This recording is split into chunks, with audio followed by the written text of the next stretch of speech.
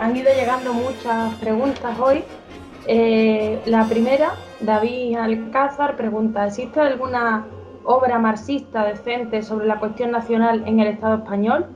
¿Joan Camarera o José Díaz tienen alguna obra sobre esta cuestión y el derecho de autodeterminación de las naciones del Estado?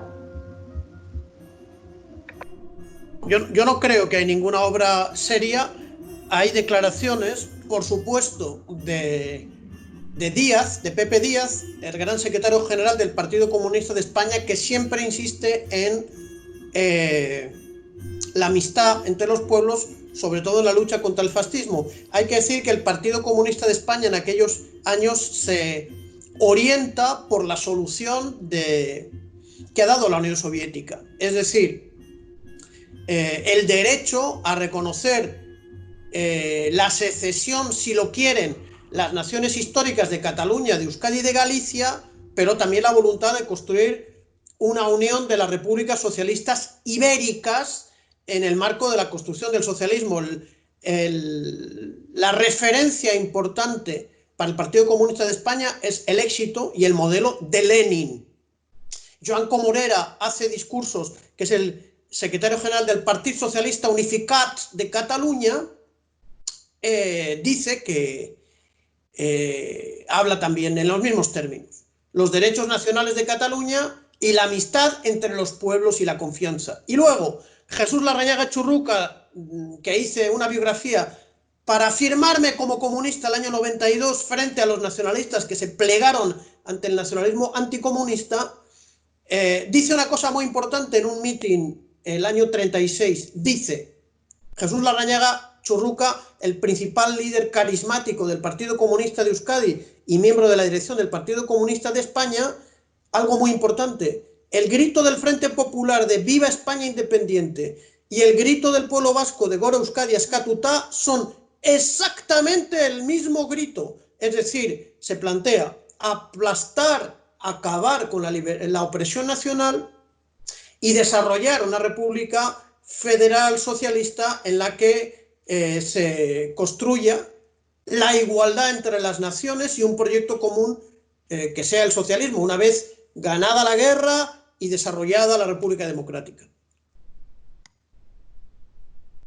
En relación con eso, hay algunas preguntas más que también están relacionadas con el tema de la cuestión nacional en el Estado español. Si salen después nuevas, pues no las voy a poder meter, pero las que ya están hechas para seguir un hilo, voy a intentar que esté ordenada y después vamos a los demás temas. Alberto Gómez decía: ¿qué le parece la obra de Dolores Ibarruri, España, Estado multinacional? Y después Alberto Gómez también decía: en 1939 la Internacional Comunista reconoció al PSUC como su sección catalana. ¿Es esto la confirmación de que el eslogan "un Estado, un partido" es necesario matizarlo en función de la realidad concreta y no debe entenderse de forma unilateral? En primer lugar, no conozco esa obra de La Pasionaria.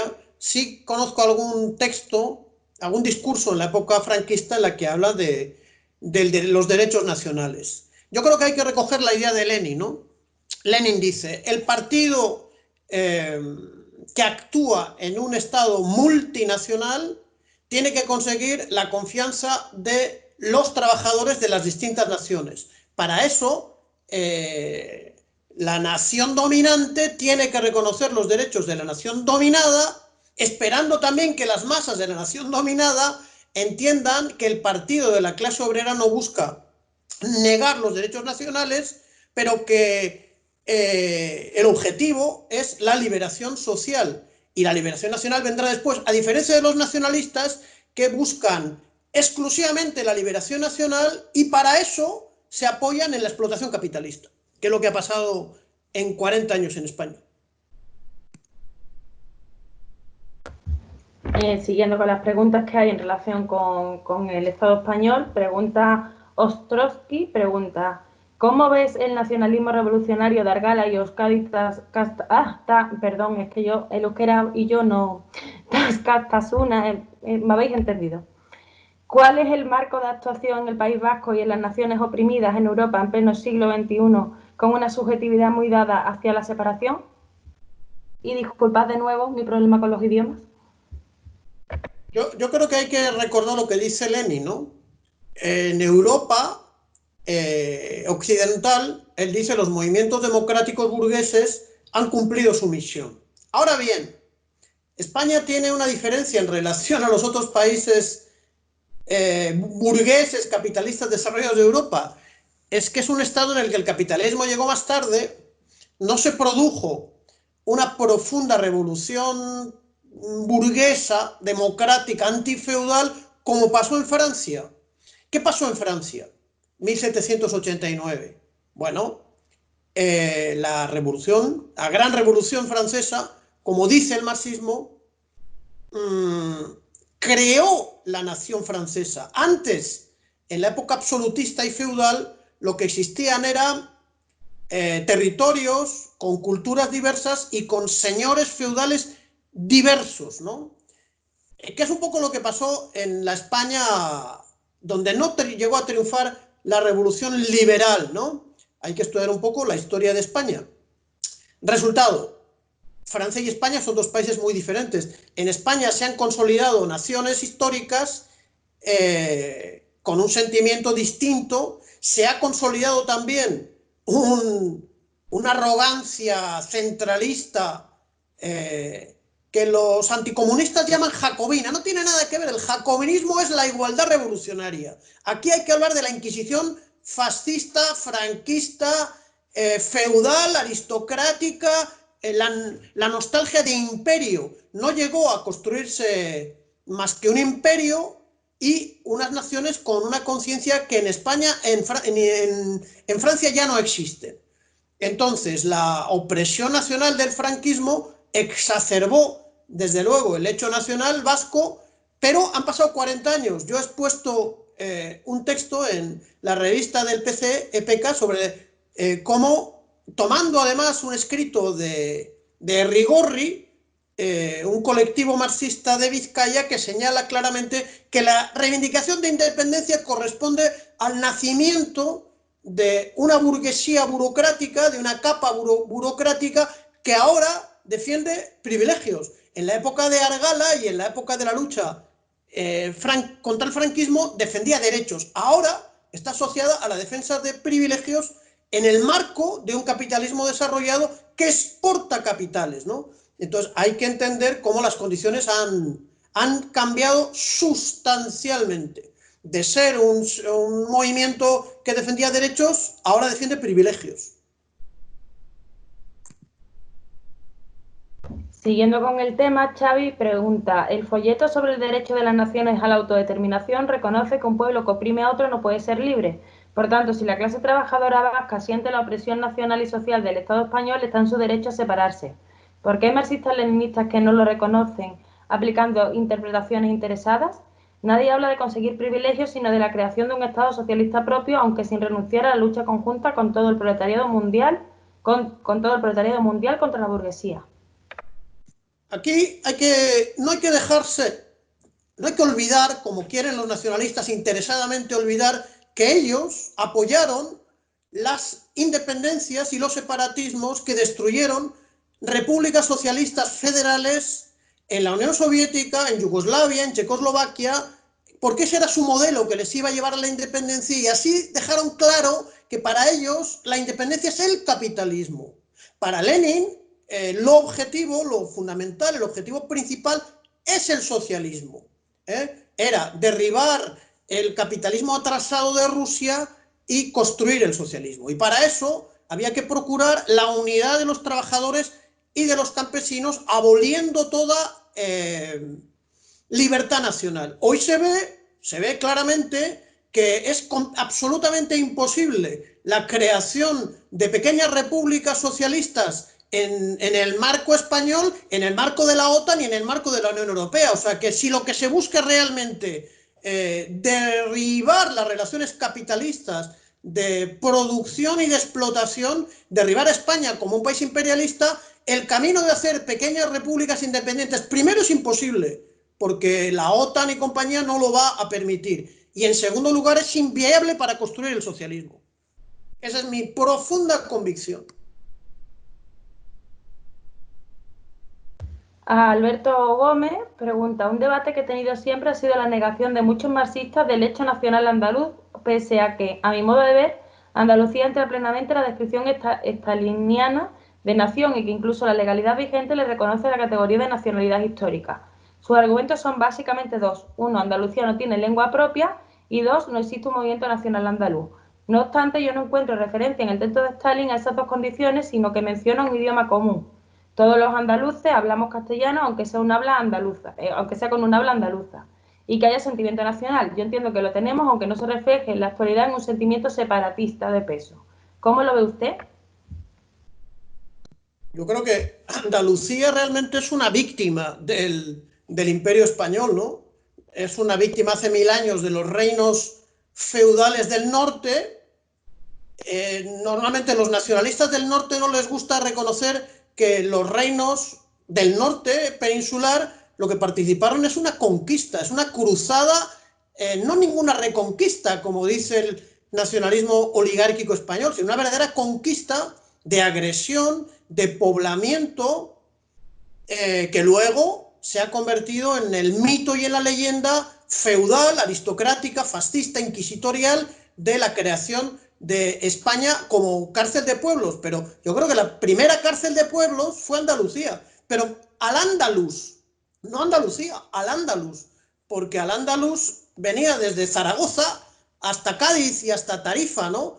Hay una construcción de la historia falseada en la que se oculta el carácter de conquista que luego, además, una vez que termina en 1492, se extiende a las operaciones de colonización de Canarias, del norte de África y de América Latina. Hay claramente un mismo proyecto imperial y colonial en el que yo creo que al andaluz, los andalusíes, son las víctimas, ¿eh? Y las víctimas normalmente no están aquí presentes, porque a algunos los quemaron y a la mayoría los echaron. Los de religión judía, los conversos, etcétera, etcétera, ¿no? Ahora es llamativo cómo esta excrescencia fascista, franquista de Vox está reconstruyendo otra vez con sus mitos y leyendas la historia de Covadonga, del el Moro y no sé qué historias, sobre la base de las mentiras académicas, de la propaganda. Y yo creo que sin duda, yo estoy convencido que el pueblo andalusí está construido sobre la base de una enorme injusticia, ¿no? Ahora, ¿la solución cuál es? ¿Una Andalucía independiente? Yo creo que en absoluto. Es una república popular y federal que pueda asumir la mentira sobre la que se construye la unidad española, mentira construida por las oligarquías, que no solo la centralista, la burguesía guipuzcoana construyó también el saqueo de los pueblos americanos, el esclavismo. Lo que pasa es que a los nacionalistas no les gusta nada hablar de la Real Compañía Guipuzcoana de Caracas, no les gusta reconocer su participación como súbditos del Reino de Castilla en la invasión del Reino de Navarra, que es un poco después de la invasión del Reino de Granada. Yo creo que solamente una revolución también cultural, ideológica, histórica, hará lo que hizo la revolución bolchevique, que es de lo que estamos hablando, es reconocer, como hacen los dirigentes del partido de la clase obrera, rusa y soviética, que el imperio ruso era una cárcel de pueblos que se fundamentaba en la negación de los derechos de todas las naciones, ¿no? Eso solo vendrá con la revolución socialista, ¿no? Reconstruir la historia. Estamos bien lejos, porque la burguesía lo que fomenta es la división entre los trabajadores, la división eterna, y habrá que en algún momento establecer la necesidad de la amistad, de la fraternidad y de la confianza entre los trabajadores de las distintas nacionalidades de España. Voy a decir como Jesús Larrañaga, que es mi personaje, una España independiente es lo mismo que Gora Euskadi Eskatuta, y no tiene nada que ver a la Arriba España sangriento de la falange española y de los franquistas. Es lo contrario, es la negación. Edgar Telles pregunta: algunos socialchauvinistas niegan el derecho de autodeterminación de las naciones del Estado español porque Lenin dice que este problema está resuelto en Europa Occidental. ¿Cómo rebatir ese argumento falaz? Pues como lo he dicho, la historia de España no es la historia del desarrollo del capitalismo liberal en los otros países de Europa occidental. Es la historia del triunfo de una aristocracia y de una feudalidad atrasada, criminal, sanguinaria, que creó un imperio que oprimió los pueblos, las naciones, que buscaba el saqueo parasitario, que aplastó en el siglo XIX la Constitución de Cádiz, a los liberales revolucionarios, a los cantones, a la Primera República, que luego en el siglo XX aplastó la República Española, había aplastado el Estat català, vio como una traición de la anti-España la autonomía de las naciones históricas, masacró a los líderes históricos de las nacionalidades, como Blas Infante, que tenía una frase muy hermosa: por Andalucía, España y la humanidad. Parece que se hizo musulmán, ¿no? Reconociendo las profundas raíces de los andaluces. Sufrieron extraordinariamente los andaluces. Hay que ver los datos que viene en el libro sobre la Guerra Nacional Revolucionaria, del fusilamiento de miles de personas en Sevilla por los bandidos de Queipo de Llano, ¿no? Bueno, habrá que construir algún día, como digo, la verdadera historia, y sabiendo que la historia de Francia no tiene nada que ver con la historia del Reino de España. En el Reino de España se consolidaron naciones que tienen perfectamente sus derechos nacionales, y no se los vamos a pedir a los franquistas, a los fascistas, y no vamos a permitir que las burguesías nacionalistas lo utilicen para oprimir a los trabajadores, para servir a la OTAN y para explotar a los pueblos del mundo, que es lo que pasa ahora. Burguesías que exportan capital y que han colaborado, aunque solo sea por su complicidad, en la destrucción del socialismo europeo, en los golpes de Estado en Venezuela. Esa es la realidad también a la que vivimos. No vivimos en unas colonias oprimidas por el imperialismo, vivimos en un país imperialista globalmente, en el que las burguesías de su propia periferia son también burguesías imperialistas. No hay colonias en España. Voy a intentar terminar con el tema del Estado español, porque hay preguntas de otras cosas y tampoco es todo el tiempo hablar de lo mismo. Lo agradezco mucho. Pero hay alguna más. Alberto Gómez decía: siempre he oído que voy a intentar resumir un poco las que quedan, que están un poco mezcladas, pero creo de todas formas que desde la asociación, que además como la mayoría estamos dentro de los pueblos del Estado español, pues ya se darán debates más en profundidad sobre la cuestión nacional, esta en concreto, la del Estado español y de los distintos pueblos. Así que bueno, que ya se profundizará. Lo digo de cara a futuro también, para que la gente se quede tranquila, porque veo que hay mucha inquietud. Dice Alberto Gómez: siempre he oído que el PSUC supo conjugar muy bien la lucha por la liberación nacional y social, pero no conozco el tema en profundidad. O sea, la cuestión del PSUC por una parte. Después, a ver si encuentro la otra que había alguna más. Bueno, David preguntaba: ¿se puede apoyar el nacionalismo catalán de carácter popular y democrático representado por la CUP y al mismo tiempo repudiar el nacionalismo burgués de Esquerra Republicana y CiU? Yo creo que es muy interesante la historia del PSUC durante la Guerra Nacional y Revolucionaria. Es la agrupación de 4 partidos marxistas con un gran dirigente que combinó la reivindicación profunda de los derechos nacionales catalanes con la lucha contra el fascismo y la lealtad a la República Democrática Española, que es lo que hizo también el líder de Esquerra Republicana de Cataluña, presidente de la Generalitat, fusilado por los genocidas franquistas, que fue Lluís Companys. Entonces haría muy bien, me gustaría, y fraternalmente digo, que el pueblo catalán recuperase a Joan Comorera, el líder del socialismo verdadero catalán, y a Lluís Companys, ¿no? Ahora lo que vemos es un movimiento lamentablemente dirigido por la burguesía catalana. Las CUP no tengo la menor simpatía, porque en vez de reivindicar al gran Joan Comorera, lo que reivindican es al traidor Andreu Nin, que no tuvo otra ocurrencia que traicionar a la República Democrática y a la Generalitat, dando un golpe de Estado con la FAI en plena guerra de agresión franquista, ¿no? Lo que por supuesto le costó la vida, porque es un acto de traición que en una guerra no se... y una guerra tan sanguinaria y tan a muerte como la que declaró la oligarquía española contra los pueblos y contra Cataluña, no se podía salir de rositas de ninguna de las maneras. Ahí vemos a la CUP teniendo simpatía por Al-Qaeda y llevando a la señora Nashawati a justificar los crímenes de Al-Qaeda contra Siria y reivindicando al trotskista traidor al pueblo catalán que fue Companys, ¿no?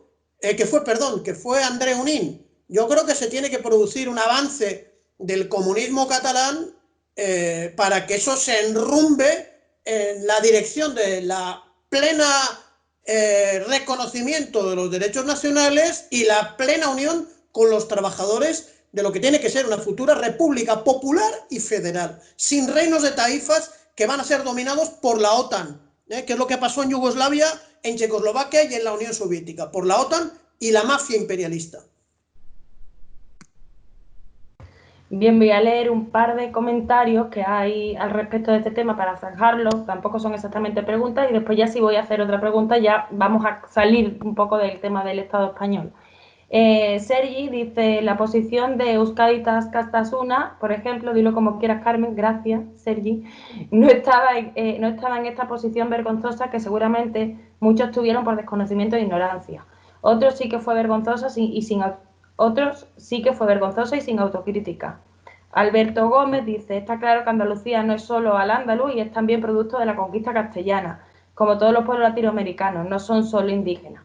Pero es significativo el odio que Vox tiene a los símbolos andaluces, banderas, escudos, himnos incluidos. Y después, por último, si lo encuentro, el último que había sobre este tema, y ya sí paso a las preguntas.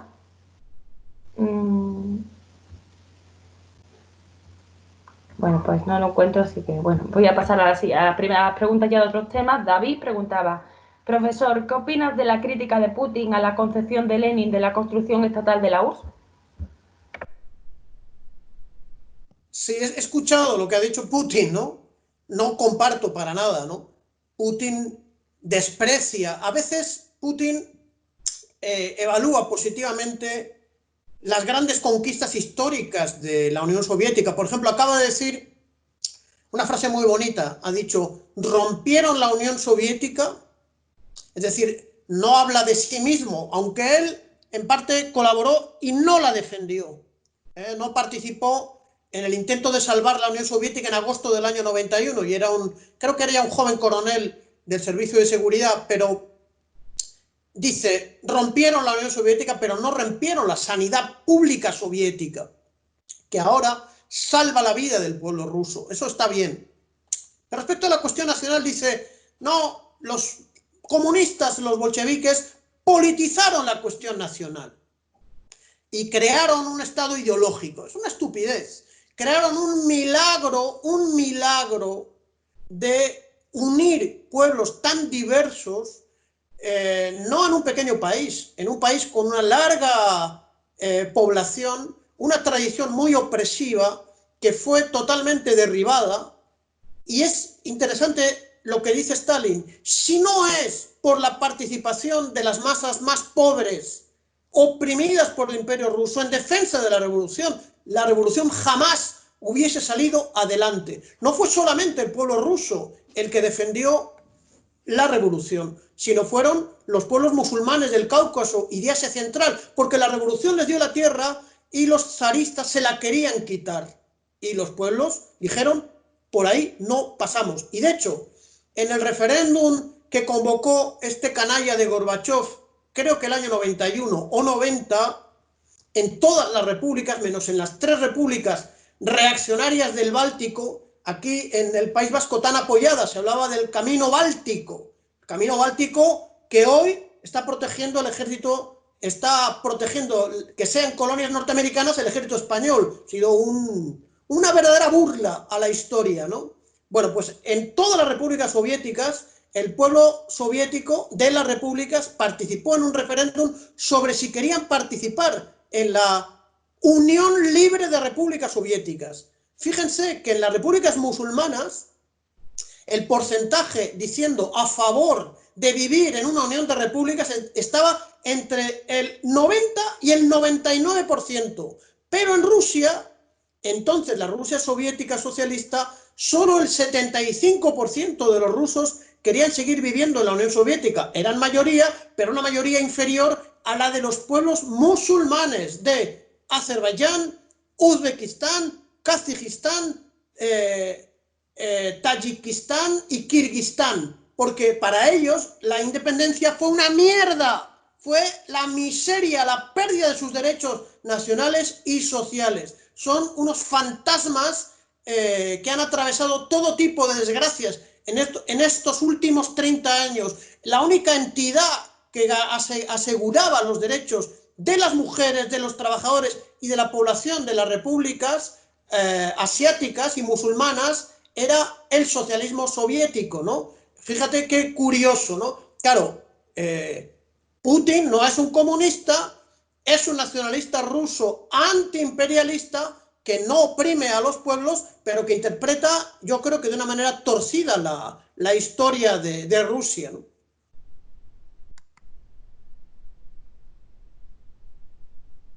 Aunque algunas cosas ya se ha contestado con esta pregunta, David preguntaba: hay quien ataca a la URSS calificándola de imperialista. ¿Qué nos puedes decir de esto? ¿Nos puedes contar algunos casos de cómo se fueron sumando países nuevos a la URSS? Que creo que un poco ya se ha respondido a eso. ¿Cuánta independencia tenían? ¿Qué compromisos adquirían? ¿Y qué conflictos hubo? Hombre, es un proceso. Bueno, los que hablan de Rusia imperialista son desde los trotskistas, los nacionalistas burgueses. Yo me cansé de nacionalistas vascos que nos acusaban a nosotros descaradamente en nuestra cara de moscuteros, moscuteros, nunca lo olvidaré, el desprecio anticomunista de los supuestos nacionalistas de izquierda vascos, una banda de reaccionarios, y por supuesto el imperialismo, el capitalismo que odia y ha odiado siempre el primer estado de obreros y campesinos. Ahora bien, explicar el proceso de liberación nacional de los 100 pueblos, etnias, minorías nacionales y mayorías que construyeron la Unión Soviética es muy interesante, es muy complejo, es apasionante, es hermoso, es poético, incluye todos los elementos de liberación del ser humano y tiene que ser conocido. Yo me dediqué a estudiarlo por supuesto en completa soledad y en completo aislamiento, porque los nacionalistas aplaudían con las orejas la ruptura de ese paraíso humano que fue la Revolución Soviética, paraíso entre comillas, porque al comienzo hubo grandes problemas por la intervención de 14 estados y ejércitos imperialistas y la insurrección de los zaristas, más luego la brutal guerra nazi y de los fascistas contra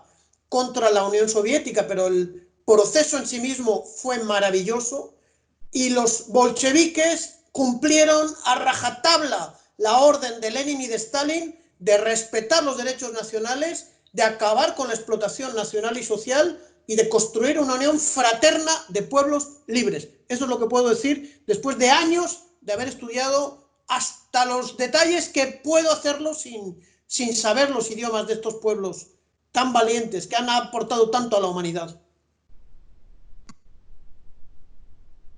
Bien, pues vamos a otro caso. Celso pregunta: ¿cree usted que el concepto de Estado plurinacional que rigió en Bolivia durante el gobierno del MAS implicó un... perdona, un momento porque se me ha quedado esto mal. Un segundo, lo siento. Y ahora estaba abajo. Son cosas del directo, como decía la televisión. Sí. Y además estoy intentando ordenarlo a la vez y tampoco es tan fácil, así que lo siento mucho. Bueno, preguntaba el compañero Celso: ¿cree usted que el concepto de Estado plurinacional que rigió en Bolivia durante el gobierno del MAS implicó un entendimiento clasista de un Estado no marxista? Bueno, Estado no marxista, yo le recomiendo que lea los discursos marxistas-leninistas de el vicepresidente de la República, del Estado multinacional de Bolivia, el camarada Álvaro García Linera, que con su pudo publicar obras inéditas de Marx y obras ya conocidas de Lenin, elevando sin duda la cultura política de los pueblos bolivianos. Álvaro García Linera ha sido el ideólogo del movimiento al socialismo, que más que un partido era una herramienta de los movimientos sociales. Yo creo que es el primer momento desde la brutal colonia española en la que los pueblos campesinos, pobres, quechuas, aymaras y otros, consiguieron altos niveles de emancipación. Habría que preguntarse por qué, si el gran camarada exiliado en la Argentina, Álvaro García Linera, conocía el Estado y la revolución de Lenin, no lo aplicó, es decir, no desmanteló el viejo Estado, fundamentalmente la alta jefatura militar y policial, que es la que fue al final corrompida por la CIA y por la oligarquía, formada además por extranjeros, colonos, ustachas. Los ustachas son los fascistas croatas. Lo digo con toda la intención y con todo el rencor del mundo, porque muchos nacionalistas vascos apoyaron a los ustachas fascistas que crearon una mierda de Croacia independiente. Aquellos que escaparon a la ejecución por sus crímenes contra el pueblo se escondieron en Bolivia, crearon una parte de la oligarquía boliviana que intentaron matar a Evo Morales en el 2008 y que ahora han participado del golpe de Estado criminal. Sus nietos, claro, no los mismos. La biología agarra también a los fascistas y a los asesinos y genocidas, como los ustachas croatas, ¿no? Eso es lo lamentable. Pero ha tenido, diría, el marxismo influencia, pero no han sabido mantener el apoyo de las masas populares y sobre todo neutralizar el peligro que suponía el viejo Estado, en su parte militar y policial. Ya Lenin avisa, y es lamentable, García Linera es un estudioso de Lenin, ¿no? Él avisa, hay que desmantelar, hay que acabar con el viejo Estado.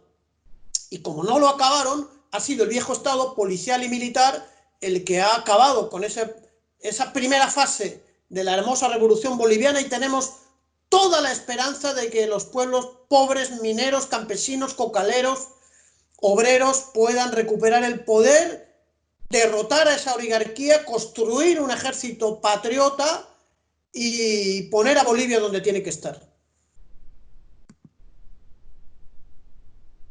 David Alcázar, yéndonos a otra cuestión que además es normal que salga, pregunta si conoce la obra de James Connolly, y tengo entendido que Lenin le admiraba. Su obra es complementaria a las de Lenin y Stalin sobre la cuestión nacional. ¿Podría hablarnos brevemente de la cuestión nacional irlandesa? Bueno, yo recomiendo una compilación de textos muy bonitos y muy interesantes que hizo un camarada, Ralph Fox, un comunista británico que fue asesinado en nuestra guerra nacional revolucionaria, vino en las brigadas internacionales, murió creo que en la batalla, creo que de Lopera, no estoy seguro completamente, en Jaén, pero dejó ese texto de compilatorios que se llama Marx y Lenin sobre Irlanda, ¿no? Recopiló los textos, las cartas, dice que Engels se casó con una mujer irlandesa. Marx y Engels tuvieron siempre mucha simpatía por Irlanda porque había sido la víctima del Imperio Británico. Lo mismo que en 1841 Marx muestra simpatía por Polonia frente a la autocracia zarista, ¿no? Otra cosa es que la Polonia burguesa se haya convertido en una mierda de Estado lacayo del imperialismo norteamericano. Irlanda sigue manteniendo su dignidad, y lo que quiero decir es que James Connolly efectivamente tenía toda la simpatía de Lenin. Él entendía que la liberación nacional está unida al socialismo en Irlanda, ¿no? Y él decía, si la independencia de Irlanda no viene unida al socialismo, construiremos la opresión del pueblo irlandés. En Pascua de 1916 se levanta contra el Imperio Británico y fue ejecutado sentado porque sus heridas víctimas del combate y de las torturas, no le permitía estar erguido. James Connolly es un gran patriota comunista irlandés que merece la simpatía de Lenin y la nuestra también. Bien, Alberto Gómez pregunta ¿qué diferencias y qué similitudes hay entre la experiencia soviética y la yugoslava en este tema? Tengo entendido que, ha salido también ya un poco la cuestión de Yugoslavia, tengo entendido que en Yugoslavia el partido era una liga de partidos, pero no conozco en profundidad el proceso revolucionario yugoslavo. Pues yo sí lo conozco, yo sí lo conozco. Lo defendí en solitario hace 30 años y lo sigo defendiendo, claro. No era una liga de partidos. La revolución socialista y de liberación nacional de Yugoslavia se basaba en el modelo soviético, se basaba en un único partido que agrupaba a todas las nacionalidades. Lo que pasa es que en el enfrentamiento que tiene con el Partido Comunista de la Unión Soviética, deja de llamarse Partido Comunista de Yugoslavia, que era el nombre inicial, para tomar el nombre del primer partido al que pertenecieron Marx y Engels, la Liga de los Comunistas. Por eso se llamaba Liga de los Comunistas de Yugoslavia. Entonces hay que ver el interés, por ejemplo, para dirigir la incorporación de las masas musulmanas de Bosnia y Herzegovina y de otras partes del sur de Yugoslavia después de siglos de dominio otomano. Los comunistas yugoslavos y bosnios recordaban el ejemplo que yo he mencionado en el estudio que os he hecho un poco de Lenin, ¿no? Cómo Lenin se preocupa en la emancipación de los musulmanes, de los pueblos, de las masas campesinas musulmanas, y lo pusieron como ejemplo, y consiguieron que una parte de los musulmanes pobres se incorporasen a la lucha antifascista. De hecho, la proclamación de la República Socialista Federativa de Yugoslavia, que primero creo que se llamaba República Popular Federal de Yugoslavia, se hizo en un territorio liberado de Bosnia, en Jace en concreto, ¿no? Ahora, la semana pasada, en Sarajevo, han salido los comunistas bosnios con las fotos de Tito, que aseguró la igualdad de todas las naciones de Yugoslavia, ¿no? Es un ejemplo muy bonito que deberíamos estudiarlo para algún día aplicarlo en las Españas, que sea un modelo hermoso de federación indestructible de repúblicas hermanas unidas en derechos y con el proyecto común de la construcción de una sociedad emancipada, de la sociedad socialista, ¿no? Me gustaría mucho desarrollar este asunto, pero no quiero tirarme y consumir todo el tiempo, porque es un ejemplo muy bonito de igualdad. Lamentablemente, hubo errores, el enemigo imperialista desarrolló su tarea, pudo generar el nacionalismo reaccionario en Croacia, en Eslovenia, en Bosnia. En Bosnia, Al-Qaeda, la Bosnia independiente, entre comillas, se convirtió en una base terrorista de los Takfir, de los islamofascistas. Kosovo, supuesto Estado independiente, es una base imperialista, porque también los imperialistas, hay que recordar, que saben manipular el derecho de los pueblos a la independencia para convertirlos en colonias al servicio del imperialismo. Y hay un sociólogo esloveno que ha dicho que éramos más democráticos y más independientes en la Eslovenia socialista, porque ahora nos gobiernan 4 individuos de la Comisión Europea en Bruselas que no hemos votado y que han hecho de las 6 repúblicas socialistas yugoslavas pequeñas neocolonias que se parecen a las neocolonias latinoamericanas, habiendo desindustrializado y llevado al desempleo a una gran parte de la población que conoció la prosperidad, la igualdad de derechos y la democracia popular en la época de la Yugoslavia federal y socialista, de la Liga de los Comunistas de Yugoslavia. Esta va a ser ya la última pregunta sobre algo con alguna experiencia concreta, porque después hay algunas más, pero ya sí son más generales. Que preguntan, bueno, hay 2 preguntas acerca de la cuestión nacional en China.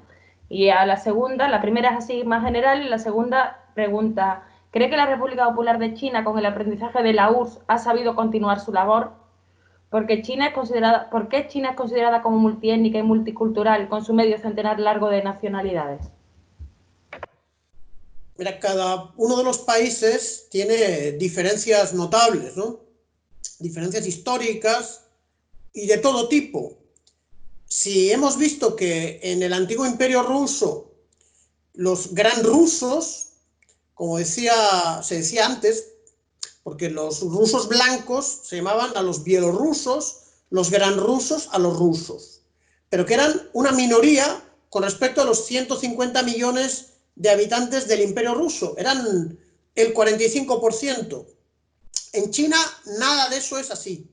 En China hay una amplia mayoría, pero más del 90%, que son los chinos Han o Hanyu, ¿sí? De etnia Han, que tienen al chino mandarín como lengua fundamental, pero a la vez existen numerosas minorías, efectivamente 50, pero que numérica y proporcionalmente no representan gran cosa. Lo que pasa es que en esa enorme población puede representar millones de personas también, ¿no? Estamos hablando del 90% de 1.400 millones de habitantes, que posiblemente sean más, donde las minorías gozan de derechos.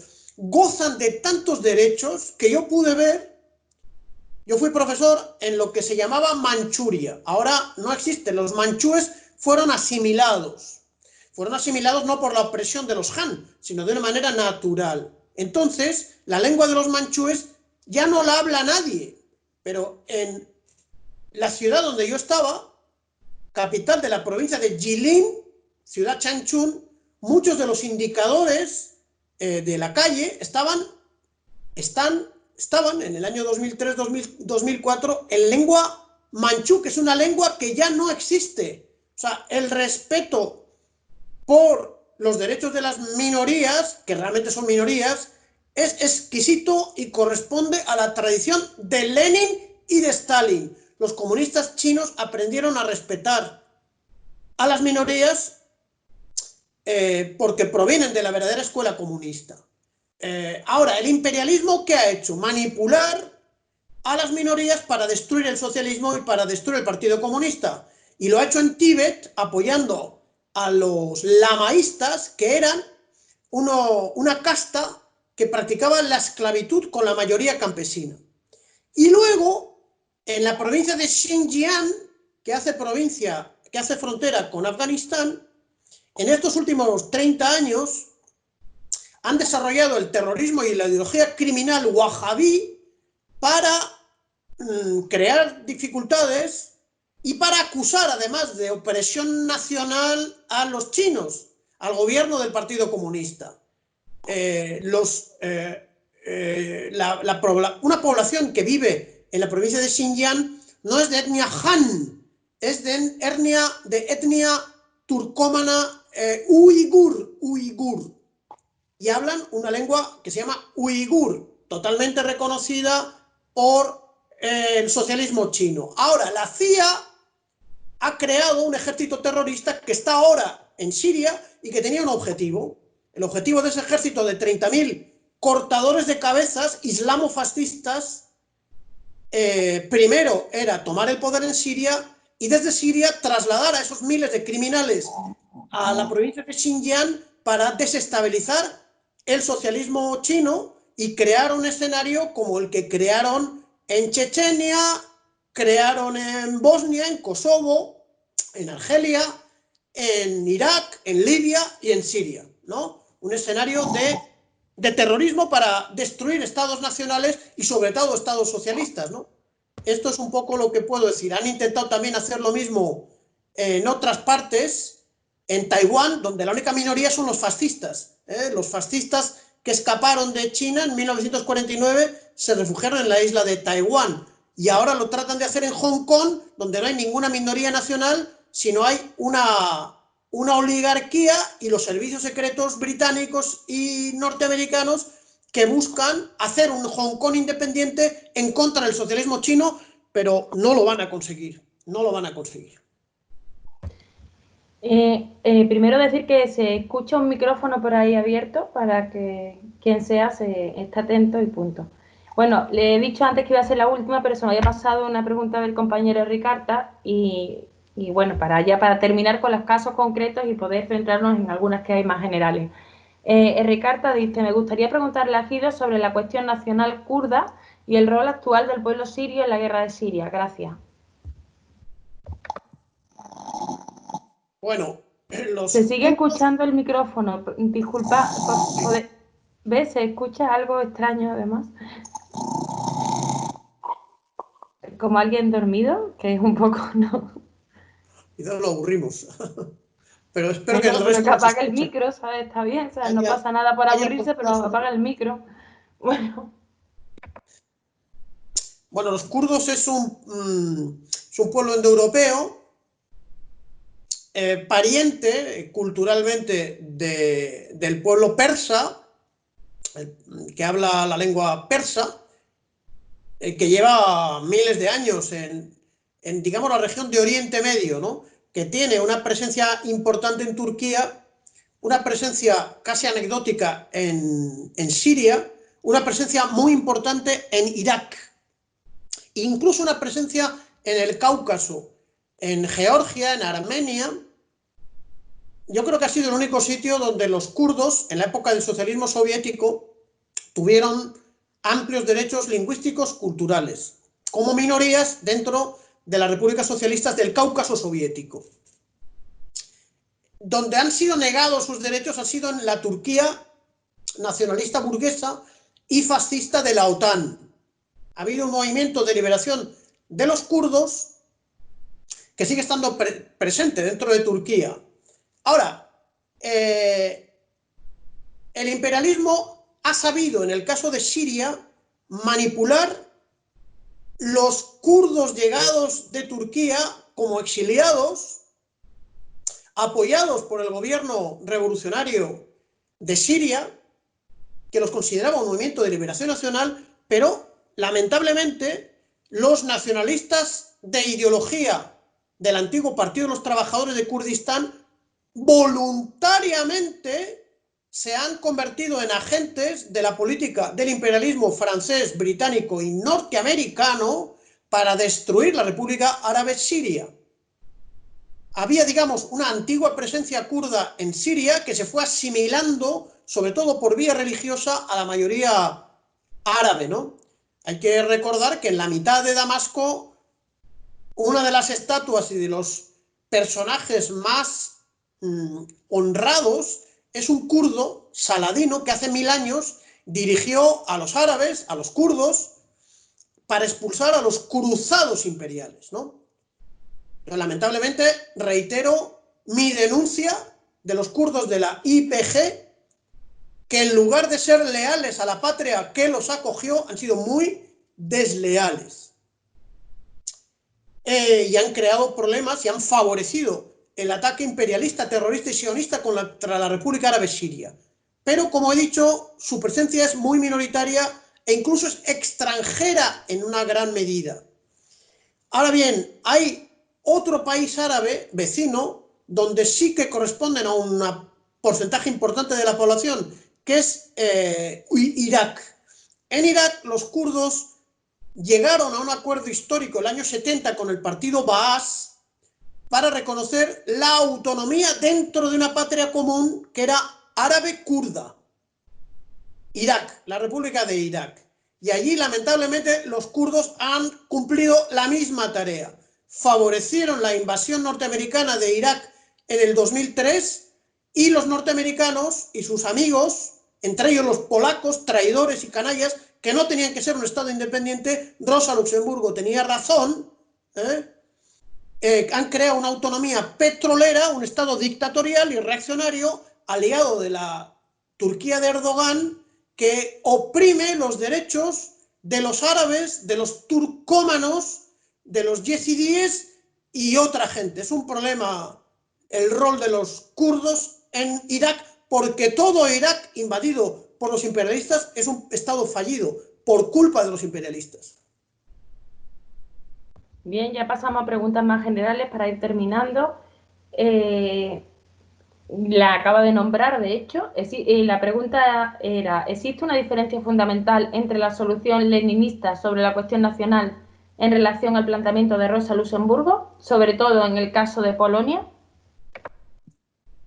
Mira, yo cuando leí hace muchos años la obra de Lenin, yo pensaba a mí mismo, hombre, no tiene razón Rosa Luxemburgo, tiene razón Lenin. Lenin tenía razón, pero después de estudiar más la historia de Polonia, sí tiendo a darle la razón a Rosa Luxemburgo, porque la historia ha hecho que Polonia, siendo una nación oprimida y bastante revolucionaria en el siglo XIX, en el siglo XX solo ha tenido un momento progresista y revolucionario, que es cuando los comunistas y el Ejército Rojo tomaron el poder y crearon la República Popular de Polonia, que se integró como un país aliado a la Unión Soviética en el Pacto de Varsovia y en el Consejo de Ayuda Mutua Económica. Antes, la Polonia burguesa participó en todos los intentos de desestabilizar la Revolución Soviética y al caer el socialismo,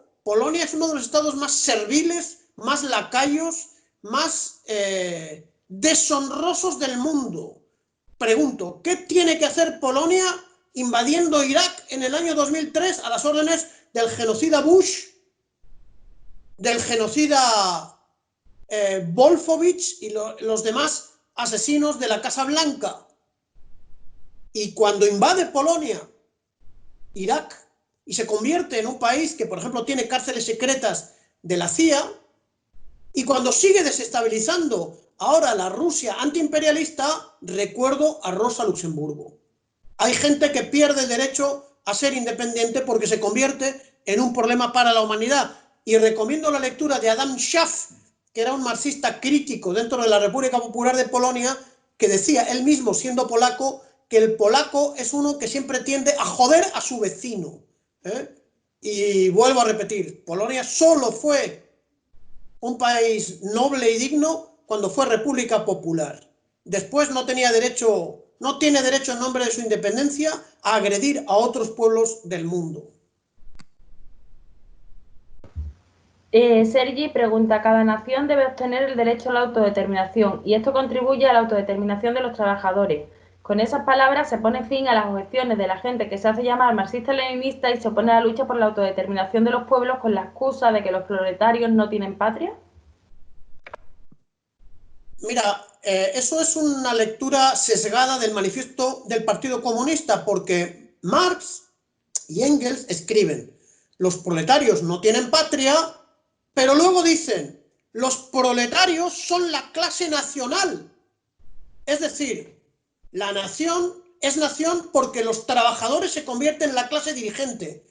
Lean el manifiesto del Partido Comunista, donde Marx y Engels no niegan la existencia de patria. Lo importante es que los trabajadores tomen el poder para construir el socialismo, no la independencia criminal, porque ¿qué es eso? Que cada nación tiene el derecho a ser independiente. No tiene derecho cada nación a oprimir, a violar los derechos de los demás. Los albaneses de Kosovo tienen derecho a convertirse en un nido mafioso para dar una excusa a la OTAN y destruir el socialismo yugoslavo. No. Los kurdos de Siria tienen derecho a ser mercenarios de Francia, que ya cuando Francia era el amo colonial de Siria, destruyó la unidad nacional de Siria. Ahora tienen derecho los kurdos, en nombre de sus derechos, a romper, a participar en los objetivos coloniales de la Francia imperialista. No lo tienen. Los derechos se pierden. Los derechos se pierden, los derechos se ganan y los derechos se pierden. Los derechos se ganan cuando contribuyen al bien común de la humanidad y a la causa del socialismo, y a la causa del fin de la opresión y de la explotación. Por eso digo que los servicios occidentales hace mucho tiempo que han aprendido a manipular los derechos nacionales, no porque les interese la libertad de los pueblos, porque les interesa la explotación de los pueblos, que no es lo mismo. El saqueo de los pueblos y el poder de la pequeña minoría oligárquica que domina el mundo. en la época del imperialismo, que es la época que vivimos, lamentablemente. En relación, sí, en relación con eso, Alberto Gómez pregunta: entiendo que en el fondo la respuesta leninista a la cuestión nacional es aplicar la dialéctica materialista a esta, es decir, ver los dos polos de la contradicción, unidad, separación, y buscar una síntesis concreta en función de los intereses de la revolución socialista, ¿no? Y evidentemente eso significa que para unir es necesario reconocer el derecho a separación. ¿Es así? Yo creo que es verdad. Es verdad lo que dice Alberto. Yo creo que ha entendido bien la lógica de Lenin y de Stalin. Si no se puede obligar a la unión por la fuerza, por encima de los derechos nacionales está la causa del socialismo. Pero no se puede ir al socialismo oprimiendo a naciones. Por eso, Finlandia y Polonia eran países que tenían condiciones para ir a la independencia, aunque lamentablemente no triunfó la revolución, me refiero al año 17, 18, 19 y 20, pero no por eso la Unión Soviética los dejó de reconocer como estados independientes, ¿no?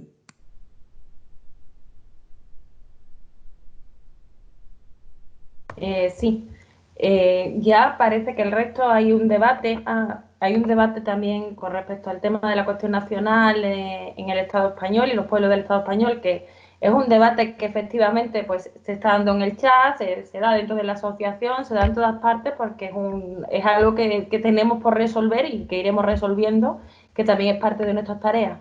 Y después aquí había una pregunta más. Alberto Gómez preguntaba: en un estado tan pequeñito y modesto como la RDA también se respetó a la minoría nacional soraba y se defendió su cultura. Mi familia alemana, casi toda, siempre me ha dicho que la otra zona, como lo llamaban ellos, era más alemana y nacionalista que la RFA. ¿No es curioso que ahora que está tan de moda para algunos la palabra patriota, que en realidad los únicos países que han tenido estados realmente patriotas hayan sido las experiencias socialistas o antiimperialistas, y que ese patriotismo nunca se basará en oprimir a las minorías nacionales?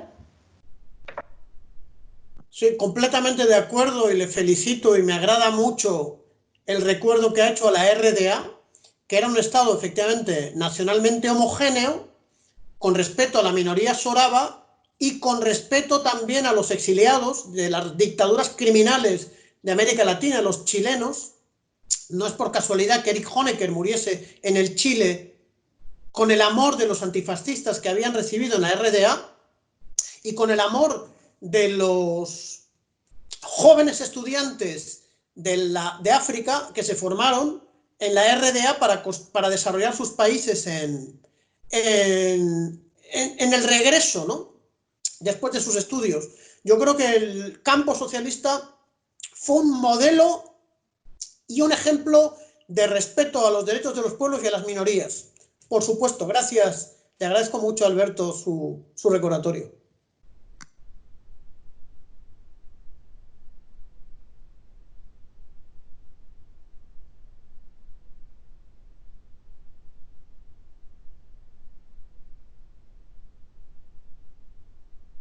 Estaba con el micrófono apagado. Perdona, ahora me ha pasado a mí.